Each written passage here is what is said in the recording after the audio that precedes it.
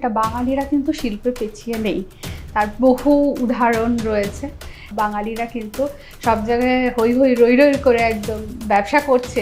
একটা জায়গায় বোধহয় আমরা পিছিয়ে যা নিজেদের ধাকটা আমরা নিজেরা সেভাবে পেটাতে পারি না।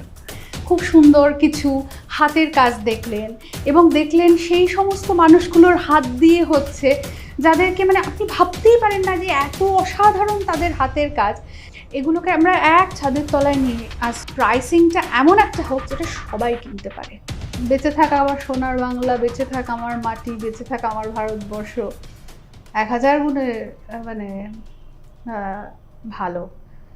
फिर से जन्म में मुलाकात हो न हो।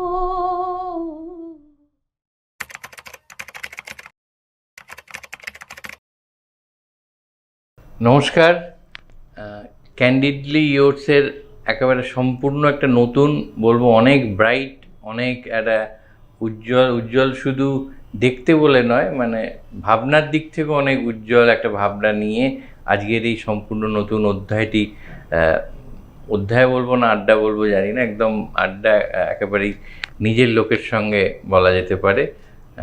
অধুনা মার্কিন যুক্তরাষ্ট্র নিবাসী পর্ণা ব্যানার্জি ভাদুরী। মানে আমরা অনেক সময় হয়তো যে শিল্প এই শব্দটার দ্ব্যর্থক, মানে দুটো মানে হতে পারে, একটা যেটা শিল্প কলা অর্থে, আর একটা শিল্প বাণিজ্য অর্থনীতি, ওই ইন্ডাস্ট্রি যাকে বলে।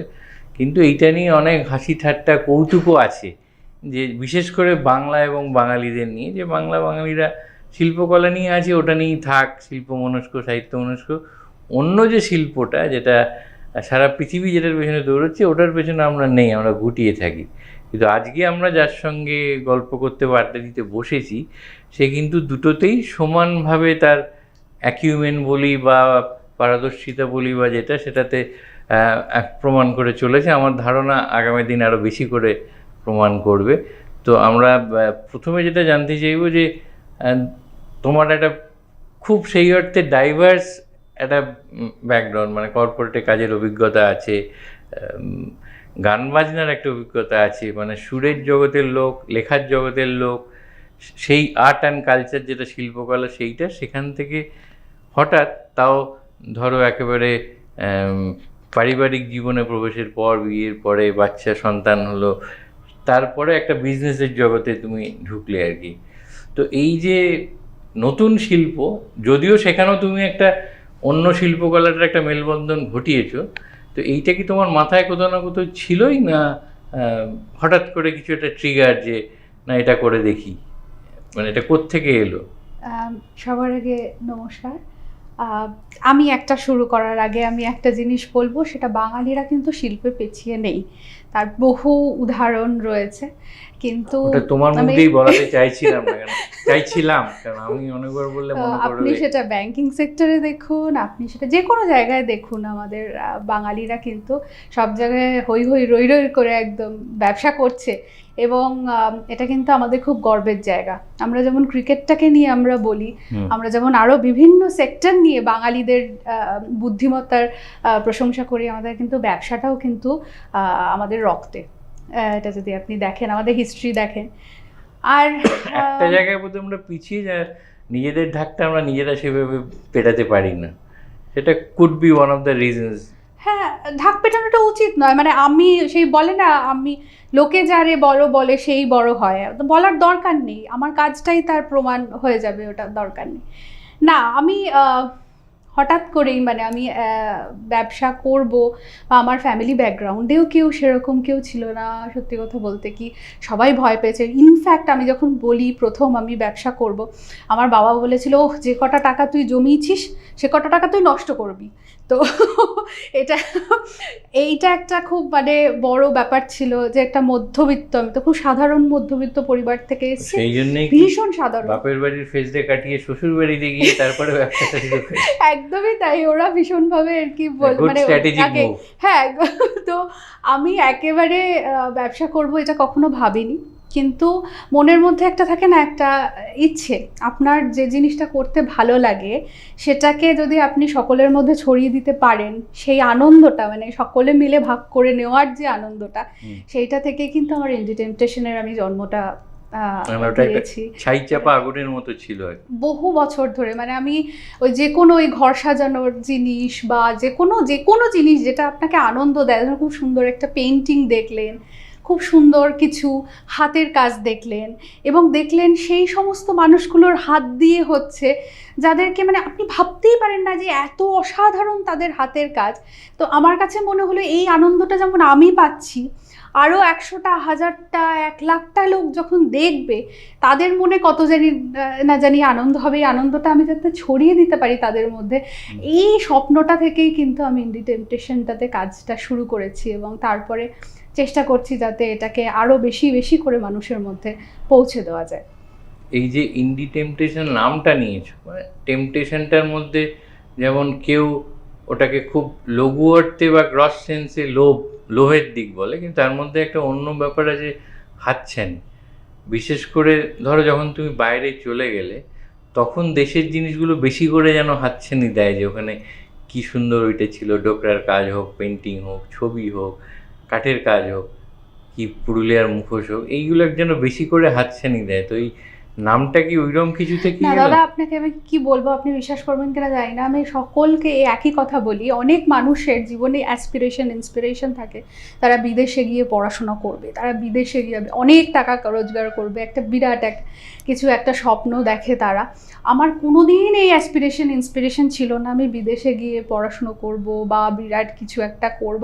খুব সাধারণ মধ্যবিত্ত স্বপ্ন ছিল আমার, যে মোটামুটি একটা ভালো মোটামুটি ঘর চালানোর জন্য, একটা সংসার চালানোর জন্য চাকরি আর ওই। কিন্তু আমি যখন বিদেশে গেলাম, তখন ওখানে জীবনটা তো খুব একা, যেটা অনেকেই বলতে চান না, আমি বলছি অন ক্যামেরা, বলছি আমার কিছু যায় আসে না।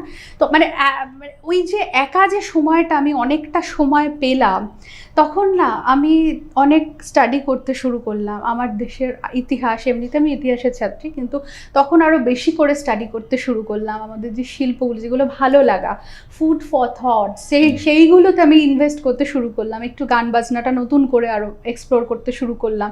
বা ধরুন আমাদের এই যে হারিয়ে যাওয়া যে জিনিসগুলো, এখন তো ডোকরার অসম্ভব, মানে সবাই আর কি ডোকরার জিনিসগুলো করছে, মধুবনী আর্ট নিয়ে, সেইটা কি ধরনের রং ব্যবহার হচ্ছে। বা ধরুন আমাদের যে পেইন্টার্সরা, তারা বিভিন্ন ধরনের যে ছবি আঁকছেন এবং বিভিন্ন জায়গা থেকে, বিভিন্ন দেশের বিভিন্ন প্রান্ত থেকে বসে ছবি আঁকছেন, তখন আমি ধীরে ধীরে এই জিনিসটাকে করলাম, দ্যাট অ্যাকচুয়ালি টেম্পটেড মি। তো সেই জন্য ওইটা একটা, প্রথমে আমি ভেবেছিলাম নামটা রাখবো desi temptation, then I found it no, it's all about India's culture. So I am going to promote the history of India, I am going to promote মানে ইন্ডিয়ার যে আর্টিস্টিক ওভারভিউটা, সেটা আমি গ্লোবালি তুলে ধরতে চাই।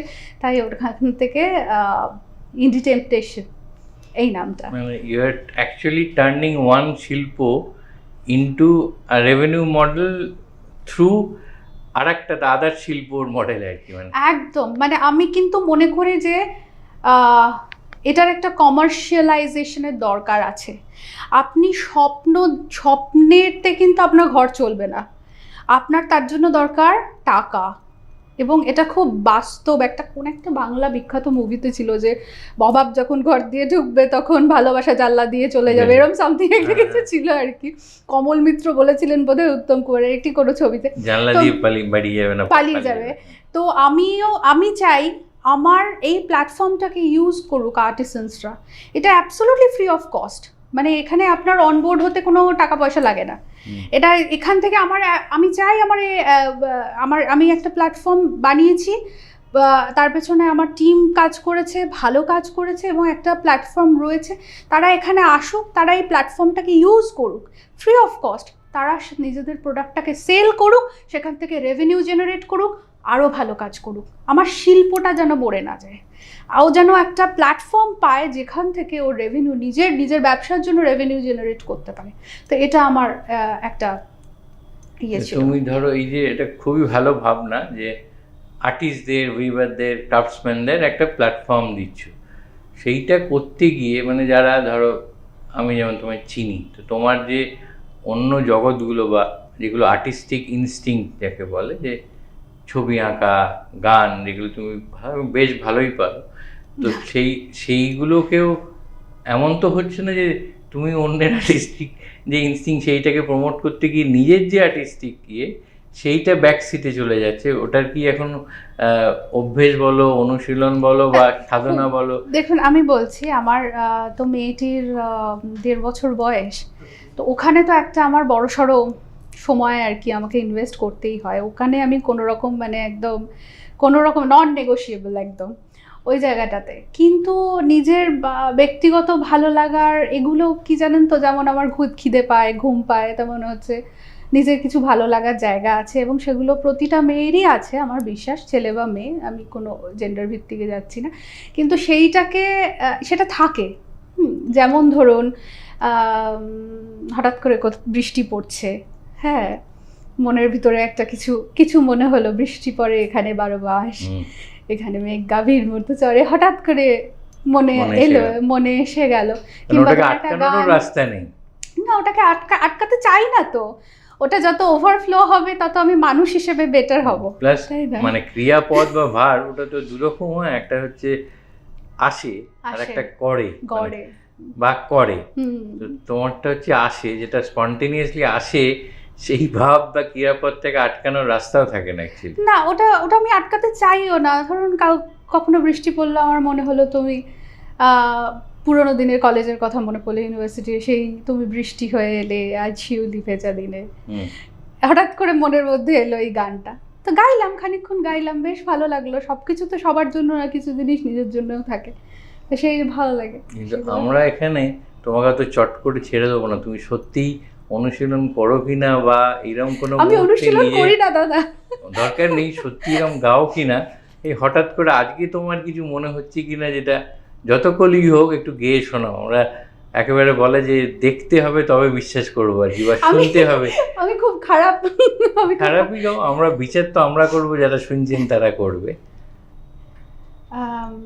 আমার যেটা একটা জিনিস খুব মনে হয় দাদা, সেটা হচ্ছে ছেলে বা মেয়ে বলে নয়, ইন্ডিপেন্ডেন্সটা খুব দরকার। সেটা সব দিক থেকে, সেটা আপনার ভাবনা চিন্তার ইন্ডিপেন্ডেন্স, সেটা আপনার ক্রিয়েটিভ ইন্ডিপেন্ডেন্স, ফাইন্যান্সিয়াল ইন্ডিপেন্ডেন্স, আপনাকে মানুষ হিসেবে আরও উন্নত করে। এবং এটা আমি আমাদের রবীন্দ্রনাথের থেকে আর কি ভালো এটা আমাদের শিখিয়েছেন। একটা গান আছে, আমি প্রায়শই, হ্যাঁ দাদা, না, রবীন্দ্রনাথই তো আমাদের সমস্ত পরিস্থিতি, সমস্ত অবস্থা, সমস্ত কিছুর মধ্যে জড়িয়ে আছেন, এবং যেটা তুমি ভাবতে যাবে দেখবি ওই লোকটা অত বছর আগে ভেবে বসে আছে, লিখে বসে আছে, আর কিছু তোমার করার নেই আর। হ্যাঁ, অ্যাবসলিউটলি। তা আমার আজকে এখানে যখন আসছিলাম, একটা গান মাথার মধ্যে বারবার করে ঘুরছিল, এবং মাঝে মাঝে ওটা আমি গাই ওখানে যখন একা থাকি, আমার মুক্তি আলোয় আলোয় এই আকাশে। ওটা তো ওইভাবে বললে হবে না, সুরটা চাই।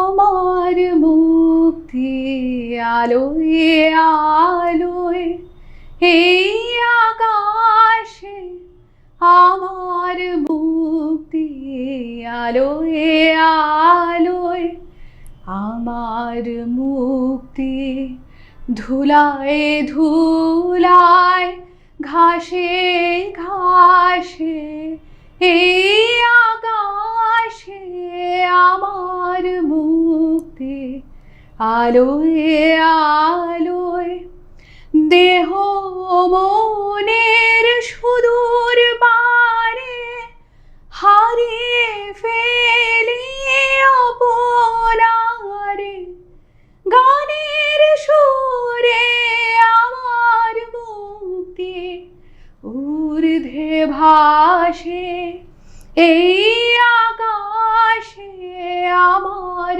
মুক্তি আলোয় আলোয় এই আকাশে, আমার মুক্তি। খুব খারাপ গাইলাম। হ্যাঁ, আছো, মানে সাধারণ মধ্যে অ্যাটলিস্ট আছো, এবং আমি বলছি অনুশীলন করে গাও কিনা জানি না, কিন্তু গাও যে সেটা বেশ বোঝা যাচ্ছে। না, আমি বলছি এটা না অনেক সাধনার ব্যাপার। আমি লোককে অনেককে দেখেছি তারা 3 ঘন্টা 4 ঘন্টা 5 ঘন্টা দিনে রেওয়াজ করেন। তো আমি তো করতে পারি না, আমি ওই জন্য কাউকে বলি না আমি গান টান, মানে এই নিজের মতন আর কি, আমি নিজের জন্য গাই আর কি, এটাই। তোমাকে এখনকার তোমার যে শিল্পকলা, সেটাকে পুরনো শিল্পকলায় নিয়ে গেলাম, নিতে গিয়ে মনে হলো যে এই যে ভাব বলো, সাহিত্য, শিল্পকলা বলো, এর অ্যাকচুয়ালি কোনো ভাষা হয় না। যে কোনো তো ইংরেজি এক কবিও তিনি একসময় একটা অদ্ভুত নৈসর্গিক শোভা দেখতে দেখতে এত মুগ্ধ হয়ে গেছিলেন যে তখনই তিনি ওটা লিখলেন যে ওই মাইলস টু গো বিফোর, দেখতে দেখতে তিনি ফিরতে চাইছেন না। তখন তাকে সামনের একটা ঘোড়া দাঁড়িয়েছিল, যে ঘোড়াতে করে উনি জায়গায় পৌঁছেছেন, সেই ঘন্টাটা বাজলো, উনি ফিরলেন রিয়েলিস্টিক ইয়েতে। তখন মনে হলো যে promises to keep and Miles to go before. তো তোমার ক্ষেত্রে এই যে যেটা মনে করিয়ে দেওয়া ঘোড়ার ঘন্টা, সেটা কি তোমার যে কন্যা সন্তান একমাত্র রিয়া, ওর থেকে আসে, না এই ঘোড়ার ঘন্টাটা কে বাজায়? সাংসারিক জীবন, মেয়ের ডাক, না কি আবার ফিরে আসো কি করে বাস্তব জীবন? আমি বাস্তবেই থাকি, মানে আমি খুব একটা কল্পনার জগতে হারিয়ে আকাশে মুক্তি খোঁজার সময়ও বাস্তবেই থাকি। আমি বাস্তবেই থাকি, মানে আমি জীবনটা তো অতটা সহজ ছিল না, একটা মধ্যবিত্ত পরিবারের মেয়ে, তার নানা রকমের থাকে। তো সেই জন্য এত, মানে সে বলে না একটা কথা, ঘষা মাজা হয়েছে যে শিল্প ভালো লাগে, শিল্পকে অনুভব করি, শিল্পে হারিয়েও যাই, কিন্তু বাস্তবের মাটিতে পা রেখে। আদারওয়াইজ বেঁচে থাকাটা খুব কষ্টকর হয়ে যায়, কারণ আমার প্রচুর কমিটমেন্টস আছে, আমার পরিবারের প্রতি কমিটমেন্টস আছে, আমার ব্যবসার প্রতি কমিটমেন্টস আছে, আমার স্বপ্নগুলোর প্রতি কমিটমেন্টস আছে, আমার মেয়েটার প্রতি কমিটমেন্টস আছে, প্রচুর কমিটমেন্টস। তো সেখানে যদি আমি বাস্তবের মাটিতে পা না রেখে চলতে পারি, তাহলে পরে খুব মুশকিল।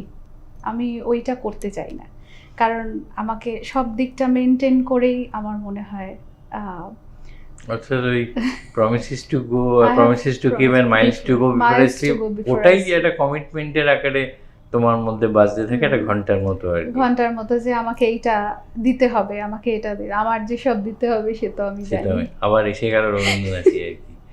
তো এই যে ধরো স্ট্রাইকিং এ ব্যালেন্স, যেটার কথা তুমি বললে, খুব সুন্দরভাবে বললে, কখনো রবীন্দ্রনাথ কখনো নিজের জীবন থেকে এনে, এই অনেকে কিন্তু দেখেছি ফল্টার করে এই ব্যালেন্সটা স্ট্রাইক করতে গিয়ে। কেউ একেবারে পুরো হাওয়ায় ভাসছে, কেউ ওইটাতে বেশি চলে গেছে, রোজগার রোজগার রোজগার, এই দিকটা নেগলেক্টেড হচ্ছে, পারিবারিক দিক, সামাজিক দিক। এই ব্যালেন্সটা মেনটেন করা কতটা কঠিন বা হাউ চ্যালেঞ্জিং?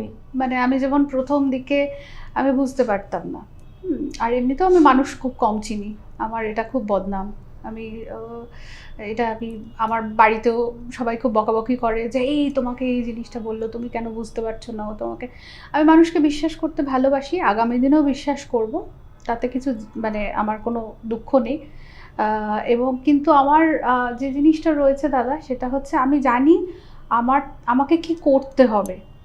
হ্যাঁ, আমি কোনটা না করলে তার কি রিপারকেশনটা কি হতে পারে, আমার পরিবারের ওপর কি হতে পারে, বা আমার নিজের স্বপ্নগুলোর, এগুলোও তো একটা স্বপ্ন, ইন্ডি টেম্পটেশন একটা স্বপ্ন থেকেই জন্ম নিয়েছে, আমার স্বপ্নগুলোর ওপর কি হতে পারে, আমার যারা আমার সাথে কর্মী, যারা আমার সাথে অ্যাসোসিয়েটেড রয়েছেন, আমার কি বলে ওটাকে, মানে আমার ফিকল মাইন্ডেড বা উইমজিক্যাল থটসের জন্য তাদের ভবিষ্যৎ নিয়ে টানা হেঁচড়া হতে পারে। তো I can not be irresponsible. So for that আমি আমার মনের মধ্যে, যে বললেন না ঘন্টাটা আমার বাজতে থাকে, এবং এটা আমার সবসময় বাজবে যতদিন আমি এটা মধ্যে যুক্ত থাকবো। বা ওই ঘন্টাটা বাজে বলেই আবার ব্যবসার কথায় ফিরছি। ধরো এখন একটা, এটা কাইন্ড অফ বলতে পারো খুব ইমার্জিং ট্রেন্ড, বা ওই ফিরে যাও ওই জিনিসগুলো দেখি, বিশেষ করে সংগ্রহ করি, মানে কতটা পছন্দ করি না করি, আমার বাড়িতে সুন্দর একটা ডোকরার জিনিস আছে, একটা পেন্টিং আছে, এটা ভীষণ বাড়ছে এবং অনেকেই এই ব্যবসার মধ্যে আসছে। যে কোনো ব্যবসারই যেটা মূল একেবারে প্রতিবাদ, সেটা হচ্ছে যে how do you stand out, মানে বা what are you bringing on table, যেটা নিউ, যেটা ইনোভেটিভ, সেইটা কিভাবে ভেবেছো যে এত একটা ক্রাউডেড প্লেস, তার মধ্যে তুমি কিভাবে আলাদা হয়ে? আমি বলছি আপনাকে, আপনি আমার মতো ইন্ডি টেম্পটেশনের মতো এরকম ওয়েবসাইট কলকাতায় বোধহয় কয়েক হাজার পাবেন, এবং মানে দেশ ধরলে আরো কয়েক লক্ষ।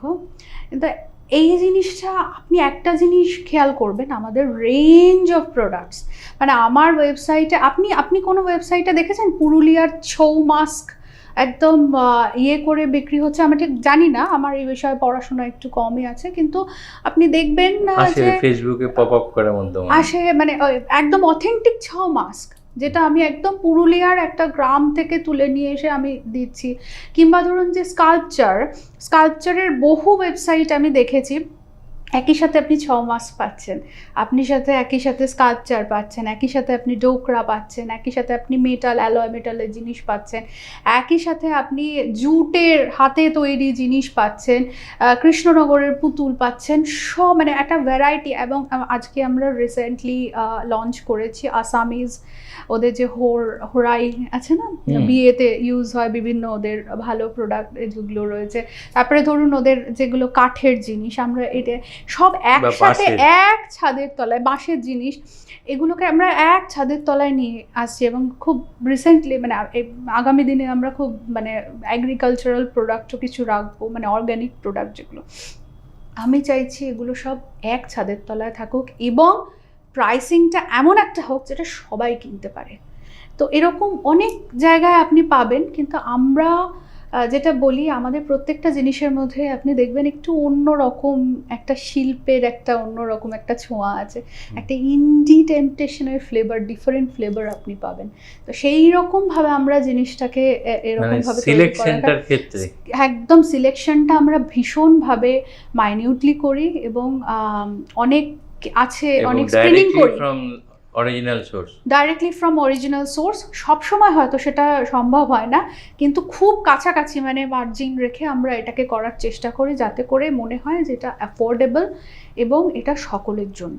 তো এই জিনিসটা করে আমরা আর কি এটাকে একটু অন্য ধরনের, একটু ভিন্ন ফ্লেভার দেওয়ার চেষ্টা করেছি।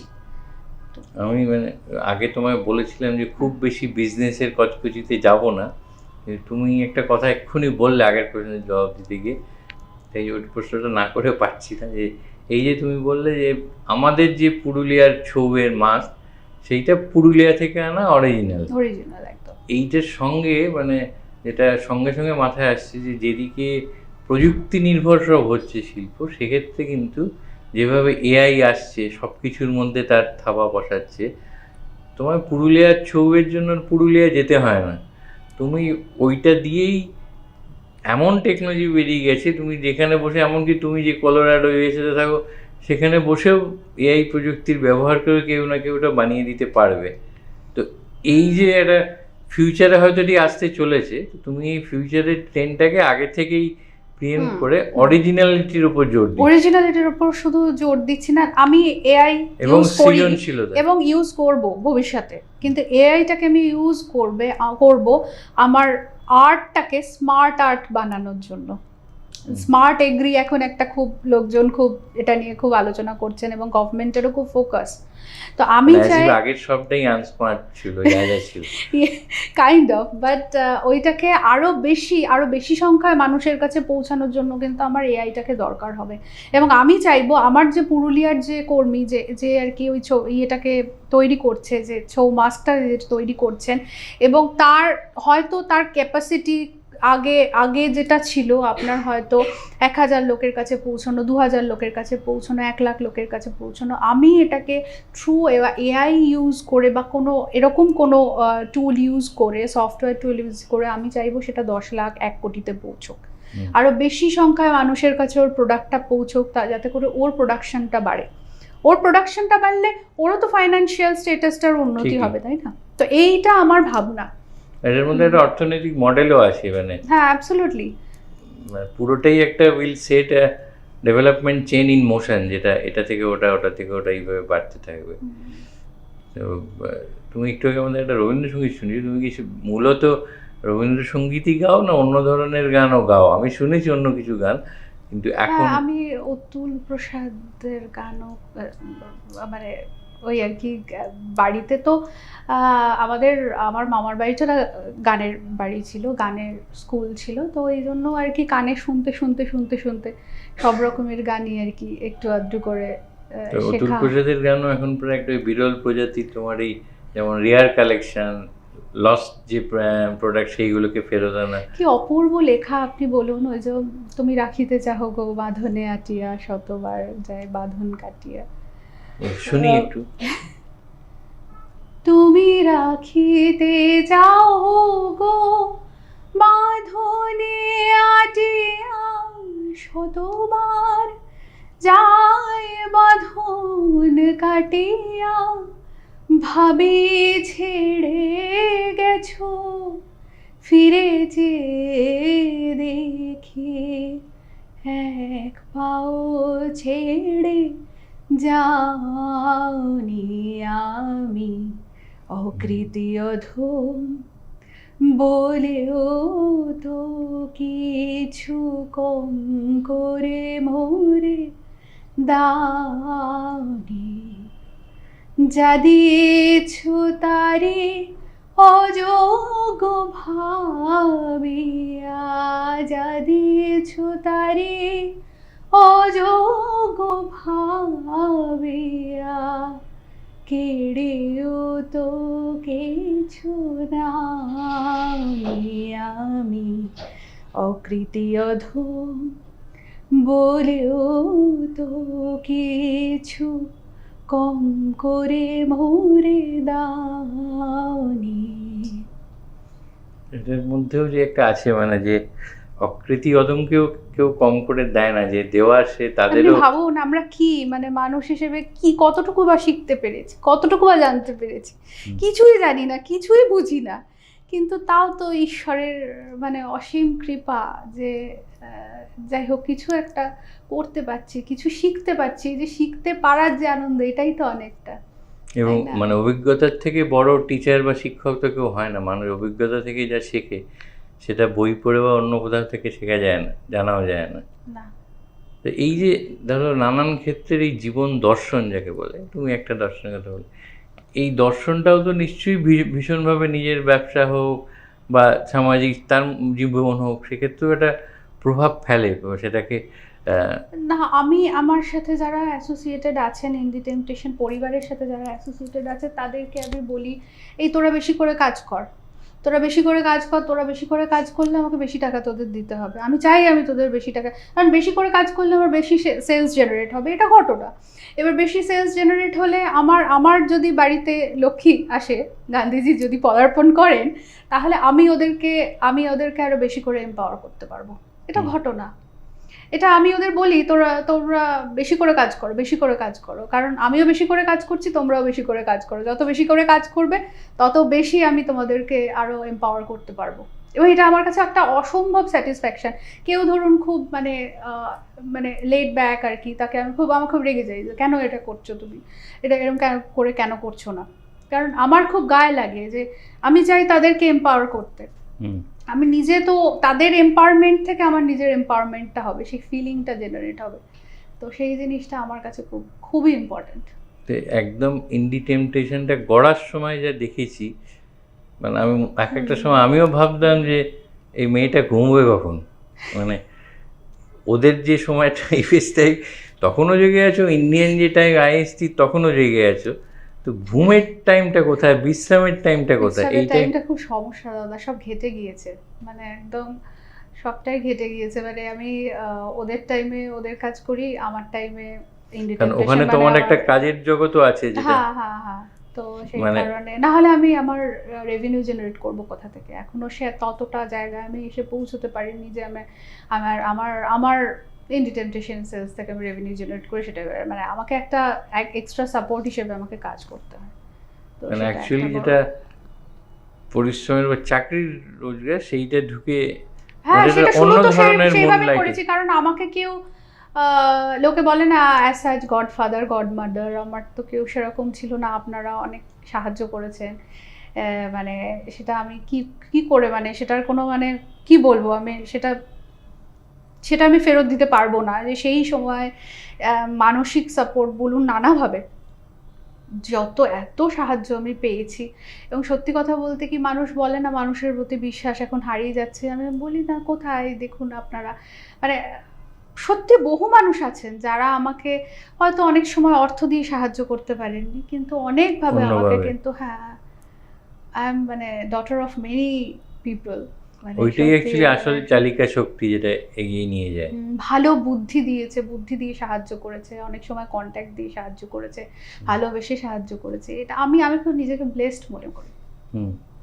তো এই যে ধরো যে মানুষটা আমি দেখেছি নিজের ইয়েতে, মানে সে নিজে প্রচণ্ড পরিশ্রম করছে, এই যে ঘুমানোর সময় খুঁজে পাওয়া যাচ্ছে না, বিশ্রামের সময় খুঁজে পাওয়া যাচ্ছে না, অনেক সময় দেখা যায় তার একটা এক্সপেকটেশন হয় তার যারা অ্যাসোসিয়েশনে আছে, অ্যাসোসিয়েটেড যারা কাজ করছে তাদের থেকেও সেম লেভেল অফ ইনভলভমেন্ট। একটা তোমার বেবি, তাকে বড় করার যতটা ইনভলভমেন্ট তোমার থেকে, সেটা সবসময় সবার থেকে পাওয়া যায় না, হয়তো বা আশা করাও উচিত নয়। তো এইটা কি চলতে চলতে কখনো একটা, মানে does it stand in the way যে আমি তো এক্সপেক্ট করছি আমি যেরকম 23 ঘন্টা খাটি, 22 ঘন্টা খাটি, ওরাও দিক, সেটা দিচ্ছে না? না, আমি সেটা বোঝার চেষ্টা করছি, তবে এটা খুব ঘটনা, এটা খুব সত্যি কথা। আমার মাথার মধ্যে সবসময়, সে বলেন একটা ঘোড়া দৌড়ে বেড়াচ্ছে, আমার মাথার মধ্যে সত্যিই সবসময় একটা ঘোড়া দৌড়ে বেড়ায়। আমি সেটা কি যেন একটা দাদা আছে যেটা আমাকে তাড়িয়ে নিয়ে বেড়ায়। এবার আমি যদি মনে করি যে আমার সাথে যারা অ্যাসোসিয়েটেড রয়েছেন তারাও ওই 23 ঘন্টায় ওই রকমভাবে আমার মতো ওইরকম ভাবনা চিন্তা করবে বা ওই রকমভাবে ওই জিনিসটাকে করবে, সেটা হয়তো অনেক সময় পসিবল হয় না। কিন্তু আমি খুব ফর্চুনেট, আমার যারা টিম মেম্বার রয়েছে, এইসব আপনাকে বলছিলাম যে দিল্লিতে যে কাউন্টার পার্ট রয়েছে হয়তো এখানে নেই, কিন্তু তার সম্বন্ধে আমি স্পেশালি বলতে চাইবো, ও ভীষণ আমাকে, মানে আমি ঘুমিয়ে পড়েছি, আমার কে মেসেজ করে করে, এবং সকাল 6টার সময় সে আমাকে রিপ্লাই করছে, রাত্রির 11টার সময় রিপ্লাই করছে। আমার যে ক্রিয়েটিভের যিনি আছেন, ক্রিয়েটিভ যে ছেলেটি আছে, অসম্ভব, মানে ওকে আমি যে কী পরিমাণ বিরক্ত করি, মানে অন্য কেউ হলে পালিয়ে চলে যেত, কিন্তু ওরা অত্যন্ত ধৈর্য ধরে আমাকে টলারেট করে। এবং আমার এই মানে এইরকম মানে ওয়ার্কহলিক এরকম একটা ব্যাপার রয়েছে, মানে যে আমাকে 23 ঘন্টা বললে আমি 23 ঘন্টা ইন্ডিটেম্পটেশনকে দেবো, তো এই জিনিসটাকে ওরা আমাকে সাপোর্ট করছে। আমার একটি অফিসে একটি ছেলে আছে, প্রত্যেককে আমি ধন্যবাদ দিই, মানে আমাকে টলারেট যে করে এইভাবে ওরা, সেটা আমার কাছে একটা মানে ব্লেসিং আর কি। যেটাকে ঝেলা বলে, আমাকে ঝেলছে আমাকে সহ্য করছে, আমাকে লিটারালি ওরা টলারেট করে, কারণ আমি একসাথে 100টা জিনিস ওকে বলি, এটা করোনি, ওটা করোনি, না এটা করতে হবে, ওটা করতে হবে, এবার প্রচুর আইডিয়াস একসাথে ওদেরকে, মানে সত্যি কথা বলতে কি ওদের টর্চার করি, কিন্তু ওরা আমাকে খুব ধৈর্য ধরে আর কি সহ্য করে। এটা আমার কাছে একটা, মানে কি বলবো, এটা আমার একটা ব্লেসিং। এটা একটা মানে ব্লেসিং তো বটেই, খুব ব্যতিক্রমী ব্যাপার। কারণ স্টার্ট আপের ক্ষেত্রে একটা বিরাট সমস্যা হয় যে যে ফাউন্ডার বা যে মেন শুরু করছে সে ওই লেভেল অফ ইনভলভমেন্ট আশা করতে যায় সবার থেকে, সেটা সবসময় সম্ভব হয়ে ওঠে না, এবং সেটা for all the good reason হয়। ওরা জানে যে দিদি চেষ্টা করছেন, পর্ণাদি চেষ্টা করছে, পর্ণাদির উন্নতি হলে আমাদের উন্নতি হবে। এখানে দিদি কোনোদিন কোনো কার্পণ্য করবেন না, আমি করব না এটা। আমার যদি কোনোদিন সে 10 সুদিন ইমপ্রুভমেন্ট সুদিন আসে, আমার সাথে সাথে ওদেরও সুদিন আসবে। আই উইল মেক শিওর যে ওরাও যেন আমার সাথে সমান উন্নতি করতে পারে। তো এইটাকে আমি ওই যে বললাম প্রথমে নন নেগোশিয়েবল, মানে এইটাকে আমি কোনো রকম, ওরা আমার পরিবারের মেম্বার, ওরা আমার family member. It's all about a team game বা এক্সটেন্ডেড ফ্যামিলি। এটা আমার নয়, ইন্ডিটেম্পটেশনটা আমার নয়। আমি হয়তো ফ্রন্ট লাইনে আছি, আমার পেছনে এটা যতটা আমার ততটাই ওদের, এটা আমি মনে করি। এখানে যেটা মনে হচ্ছে যে ধরো মানে একটা দীর্ঘ কর্পোরেট, দীর্ঘ না হলেও আমাদের থেকে অংশ, যেটুকু ডিসেন্ট একটা স্টিন্ট তোমার কর্পোরেট অভিজ্ঞতাও আছে, সেইখানে নিশ্চয়ই অভিজ্ঞতাগুলো অন্য হয়। তারপর নিজে যখন কিছু স্টার্ট করতে যাও সেই অভিজ্ঞতাটা পুরো অন্যরকম আর কি। তো ওই রকম একটা ব্যাকগ্রাউন্ড থেকে এসে তারপরে নিজে শুরু করতে গিয়ে একটা পুরো অন্য অ্যাম্বিয়েন্স, অন্য সারাউন্ডিং, অন্য ইয়ে তৈরি করা, সেটাও তো কোনো না কোনোভাবে চ্যালেঞ্জিং নেই? আমি বলছি, আমি 14 বছর কর্পোরেটে কাজ করেছি, এবং তার মধ্যে বহু বছর আমি স্কুলে পড়িয়েছি। আমি ওখান থেকে শিখেছি কোনগুলো করা উচিত নয়।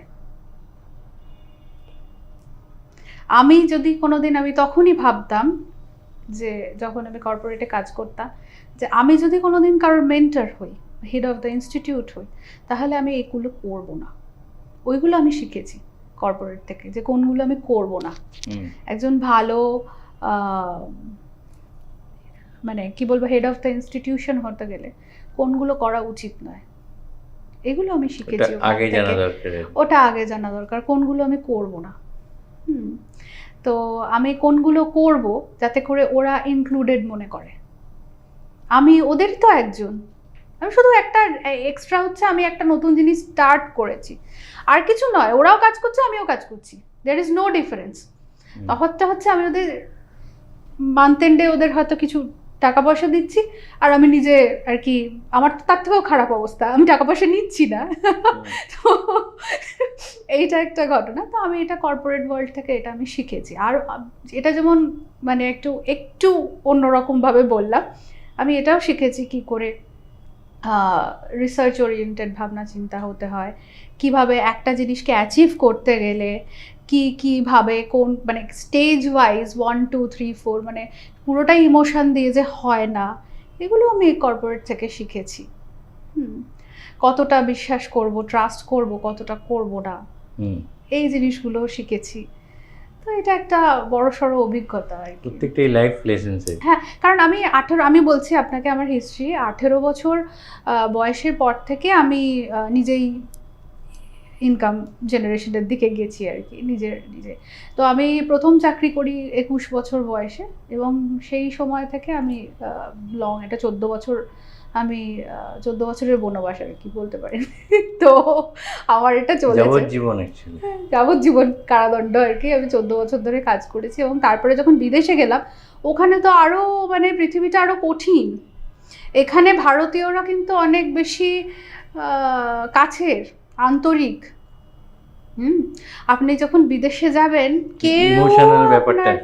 কেউ আপনার ইমোশনের ধার ধারবে না, আর মানে ভীষণই কঠিন জীবন। তো সুতরাং আমার বেঁচে থাকা আমার সোনার বাংলা, বেঁচে থাকা আমার মাটি, বেঁচে থাকা আমার ভারতবর্ষ 1000 গুণে মানে ভালো বলতে গেলে। তোমার কথা শুনতে শুনতে আমার দুটো জিনিস মনে পড়লো। একটা হচ্ছে আমরা যখন কলেজ ইউনিভার্সিটি পড়ি তখন শুনতাম কিছু কিছু বলা হতো যে এই পার্টিকুলার রিসার্চ বা থিসিস পেপারটা হার্ভার্ডে রাখা আছে। তো বলতো এইটা রাখা আছে, তো বলছি না ওটা রাখা আছে এই জন্য যে কীভাবে how not to do a thesis paper, সেই তার উদাহরণ হিসেবে ওটা রাখা আছে। এক্স্যাক্টলি। সেকেন্ড উদাহরণটা আরও ইন্টারেস্টিং, যখন মানে not go by my present যে স্ট্রাকচার, তখন আমি অনেক থিন রয়েছিলাম, নিয়মিত খেলাধুলা করতাম। তো আমাদের স্কুল টিমের খেলার জন্য একজন কোচ গিয়েছিলেন নাম করে, আমি ওপেন করতাম। তো ওই ওপেনার যখন কোচিং শেখাতে এসেছিল, প্রথম দিকে খুব বোর লাগতো, কারণ ভদ্রলোক শুধু শেখাতেন কোন বলগুলো ছাড়তে হবে এবং কীভাবে ছাড়তে হবে। পরে রিয়েলাইজ করি যে এটা শুধু ক্রিকেটের ক্ষেত্রে নয়, মানে one of the most important life lesson, যে তোমায় কি ছাড়তে হবে সেইটা জানাটা, বা কোথায় তুমি থামবে, কোনটা খেলবে না, ওইটা জানা খুব জরুরি, হয়তো বা সবচেয়ে বেশি জরুরি, যেটা তুমি এখন বললে, যেটা শিখে তুমি এখন ইমপ্লিমেন্ট করছো। যেমন এখন আমার মনে হচ্ছে এইবার বোধহয় তোমাকে ছাড়ার, অন্তত আজকের এই সাক্ষাৎকারের পর্ব থেকে শুরু হয়েছে, কিন্তু সেই সঙ্গে এটাও মনে হচ্ছে ওই ছাড়তে যাওয়ার আগে আর একটা গান, কারণ সুরের জগতেরই লোক তুমি মূলত, কাজে ওই সুর দিয়েই আমরা শেষ করব। আর একটা গান যদি আমাদের শোনো।